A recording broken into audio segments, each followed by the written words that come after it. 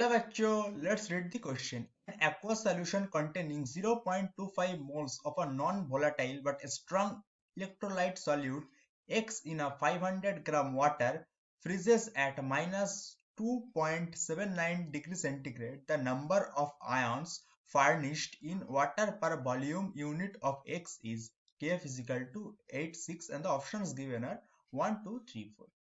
तो हम यहाँ पे क्वेश्चन में क्या बोल रहा है कि एक एक्वा सॉल्यूशन है जो 0.5 मोल एक नॉन वोलाटाइल सॉल्यूशन का कंटेन कर रहा है। स्ट्रॉन्ग इलेक्ट्रोलाइट जो है एक्स है, सॉल्यूट एक्स है, और उसका 500 ग्राम वाटर में फ्रीज हो रहा है एट माइनस 2.79 डिग्री सेंटीग्रेड। तो हमें बोल रहा है कि number of ions furnished in water पर फॉर्मूला यूनिट ऑफ एक्स, मतलब जो सॉल्यूट होगा उसका क्या होगा। तो हम यहाँ पे क्वेश्चन में गिवन क्या है उसको एक बार हम लिख लेते हैं। सॉल्यूट सॉरी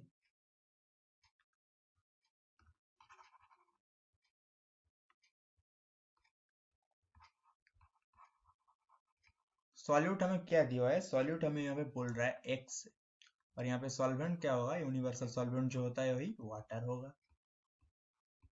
और इसके बारे में क्या इंफॉर्मेशन दिया है कि सॉल्यूट का जो मोल है ये कितना है, 0.25 मोल है।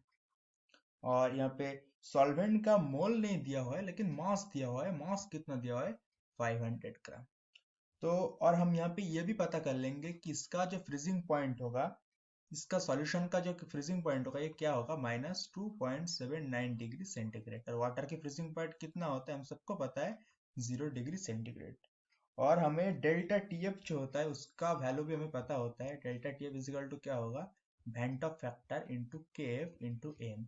यहाँ पे आई इजिकल टू डिनोट करता है van't Hoff factor, K F equal to dissociation constant जो होता है, और यहाँ पे एम इजिकल टू क्या होता है, molality.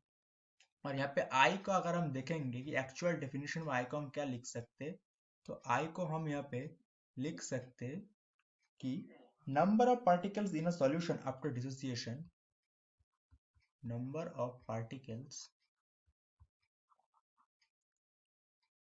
in solution after dissociation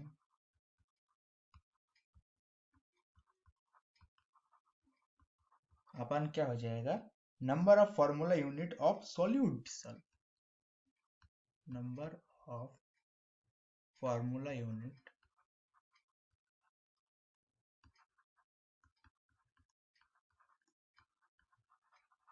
solute dissolve.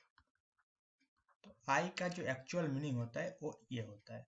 अब हमें डेल्टा टीएफ का मतलब क्या होता है, डेल्टा टीएफ का भी मतलब हमें पता होता है कि ये होता है कि प्योर जो सोल्यूशन होता है उसका जितना फ्रीजिंग पॉइंट होता है उसको हम डिनोट करते हैं टी एफ नॉट से, और जो सोल्यूशन में होता है उसको हम डिनोट करते हैं टी एफ से। ये इज इक्वल टू हो जाएगा आई into K F into M.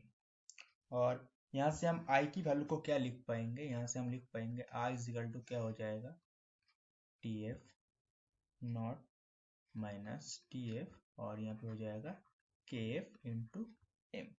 अब हमें यहाँ पे मोलालिटी फाइंड करने, मोलालिटी हम कैसे फाइंड करेंगे, मोलालिटी फाइंड करने का फॉर्मूला हमें पता होता है। मोलालिटी हम कैसे फाइंड कर सकते हैं, मोलालिटी का मतलब क्या होता है, number of moles of solute जिसको हम डिनोट करेंगे एन से, और मास जो होता है सॉल्वेंट का उससे हम डिनोट करेंगे। तो मोलालिटी हम यहाँ पे फाइंड करेंगे। मोलालिटी को हम कैसे डिनोट करते हैं, स्मॉल लेटर एम से।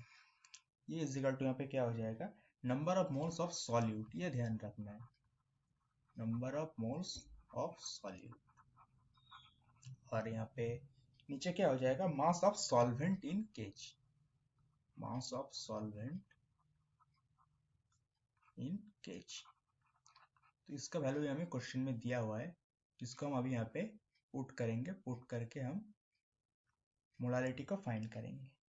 तो यहाँ पे मास ऑफ द सॉल्वेंट हमें कितना दिया हुआ था, 500 ग्राम। तो उसको अगर केजी में कन्वर्ट करेंगे तो हमें क्या हो जाएगा, क्या मिल जाएगा, 0.5 केजी, 0.5 केजी। और हमें मोल कितना दिया हुआ था सॉल्यूट के, मोल हमें दिया हुआ था 0.25। तो इसको अगर हम कैलकुलेट करेंगे तो हमारे पास मोलालिटी की वैल्यू कितना आ जाएगा, मोलालिटी की वैल्यू हमें हम देख पाएंगे यहाँ पे आ जाएगा हमारा 0.5 मोल पर केजी।